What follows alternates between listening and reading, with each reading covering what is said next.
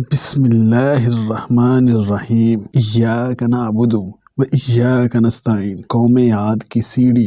یہ قوم-e-aad کی ایک سیڑھی کی تصویر ہے جو سعودیہ کے مشہور صحراء الربع الخالي میں موجود ہے۔ آپ اس دور اور اس دور کے انسانی قد و قامت کا اندازہ لگائیے جہاں کھڑے لوگوں کے سر سے بھی اوپر سیڑھی کا سٹیپ ہے۔ قوم-e-aad حضرت علیہ السلام کی قوم کو کہتے ہیں جن کی طاقت اور قد و قامت کا تذکرہ قرآن مجید میں بھی موجود ہے۔ ترجمہ: جو عاد تھے وہ ناحق ملک میں غرور کرنے لگے اور کہنے لگے کہ ہم سے بڑھ کر قوت میں کون ہے؟